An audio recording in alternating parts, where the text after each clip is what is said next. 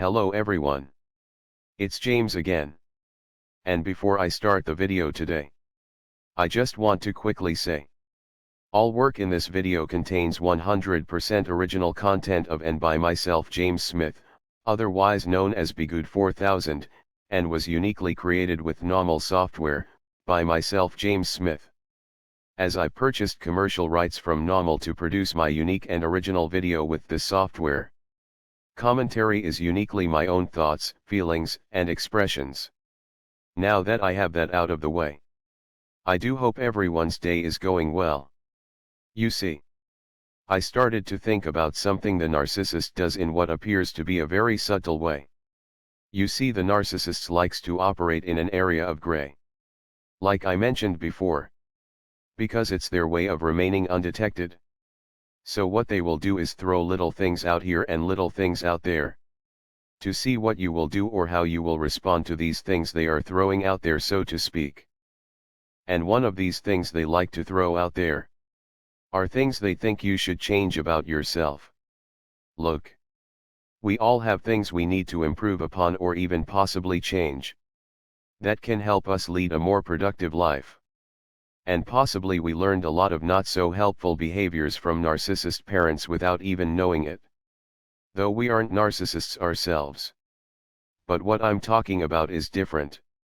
And this can come from a coworker, a boss, a so-called friend, or a dating partner, and possibly a family member. This can happen in the middle of the love bombing stage, before it or after it.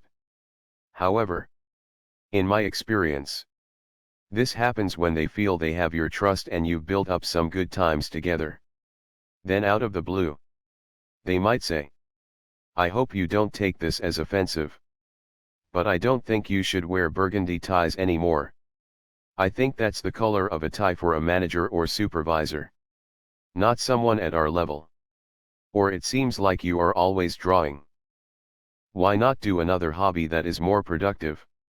Or, I noticed when you speak, you say this or that in the wrong order. Have you ever looked at taking a speech class? Or you walk funny. Let me send you some videos on how to walk normal." Now I'm here to say, there are times to jump in and help someone that has a variety of problems. And there is a time for them to figure it out on their own. But in most cases, the people that are bringing up such nonsense are extremely flawed people themselves. Flaws I never would bring up. Flaws that I felt were none of my business. Yet they are trying to get me to change how I walk or talk. Now here's one thing to consider. As I've talked about before, codependents tend to talk and share more openly than what we should until a person is properly vetted. And I knew I had this problem. And it has been something I worked on by myself. However, you might have someone that talks and talks and talks and talks, and is loud. They will have the nerve to tell you, "Can I say something without you getting offended? You sometimes talk too much. And I didn't want to say it before. But I just wanted to help you. Please trust and know." Though this person might be right to a degree, they more than likely aren't telling you this to help you. They are telling you this to hurt you inside. Because you see, you think you have a friend. They are talking on and on with you. And you are talking just as much as they are. And you think it's a mutual friendship. Then out of nowhere you find out it's not. And they think you are talking their ear off. You see, the narcissist loves to pump the balloon full. Then tap it with a pin at the right moment so all of the air deflates from the balloon. They love to watch this once full of life balloon wither away to nothing. And that's what is going on here. They call you all the time. They talk to you all day. Then out of nowhere they make you feel like it was a one-sided relationship. By telling you that you talk too much. Or you feel you have a great relationship. And they tell you that the way you walk is funny and you need to correct it. Or your belief systems are wrong. Again, it's one thing to be of help. And another to pump up a balloon and then pop it. Because that's what it feels like. 1 minute you are getting along great. And the next, there are all these things wrong with you that you need to change. Now, if this person can get you to change these things, they will feel like they have won. Now, in the instance of talking too much, there can be some truth to it. But what hurts the most is when it's coming from someone that talks a lot themselves, and they initiate conversations with you. With that said, at least looking at this behavior, as you possibly pull away from this person, might be something to consider. But if you are a full of life person, please don't let what someone says about you to change that. Because that's what they want. If this person thinks you talk a lot, then why are they hanging out with you? If you are bugging them, why do they call your phone? These are all things to consider. However, being careful with what you share with others and staying narcissist-free is a balancing act to get used to. Being yourself, but being careful with who you share yourself and all of your good qualities with. Also, not being offended by true and real constructive criticism. Someone that cares isn't going to just hurt you or change you into the image they want. Yet, they might say things in a way to help you figure it out on your own. Like, I love our interactions. And you have such a great and warm personality.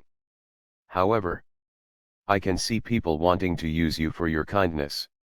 I hope you are careful with who you share this side of with. Or something along those lines. Or we both can talk a lot, however, I bet we both might bug others that don't talk so much. Do you see? They are even admitting their own flaws. And trying to offer some help in a way that is non-offensive. It's done in a kind way. And a way that keeps you as a friend. But again, what I've found with narcissists, they are incredibly flawed. And they will out of nowhere start telling you about all the things you need to change about yourself. And again, the narcissist, if they can get you to develop a complex with how you walk, talk, smile, dress, or whatever, in their mind they have won. And in their mind they have control over you. Which is what the narcissist wants. Is to get control over you and your life. And the reason for that is so they can have narcissistic supply on tap. So you will never leave. They know if they can get so far inside your head to where they have control over how you speak and how you walk and dress, they know the chances that you will leave them is very, very slim. I'm sorry to digress, but I want to say this part right here. You see, when in these situations, you might think you would never say such a thing to another person. And that right there is the key. The key to know if you are dealing with at least a somewhat toxic person or a possible narcissist. So before you let it bum you out too bad that they just took the wind out of your sails, ask yourself, would you say what they said to you?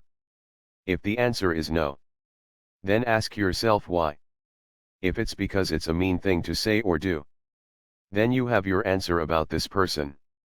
Look, if you are going to change, you are going to change because it's right for you. Not because someone just started to pick you apart and all the things you need to fix.